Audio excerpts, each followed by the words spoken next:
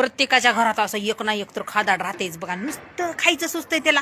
कुणी आजारी कडू मरू वाचू काही हो, दुनिया काही बी जाळ लागू फुकू काही हो, तिथं कुठं युद्ध पडू कुठं बॉम्ब पडू काही नाही, त्याला नुसतं खायचं पडते. घरात चांगलं वंगळं का खायला ती सगळं पार करणार, पाहुण्या रोळ्याला आणलेलं ती पार करणार आणि रात्रंदिवस नुसतं खायचं बोलणार, नुसतं ही खायला. त्या माणसाला तुम्हाला सांगते मी का कुठं गल्ली बोळात गावात कुठल्या शिटीत कुठं खायला का चांगलं मिळते फक्त त्याला माहित राहते बघा. घरात त्यालाच माहित राहते. त्यानं असं वाटत नाही आपण का जगण्यासाठी खावला लाव, पण त्यानं का खाण्यासाठी जीवन जगलाले असं वाटते बघा. असलं खादाड एक ना एक तर राहतंय म्हणजे राहतंय. तुमच्या इकडे आहे का असलं खादाड?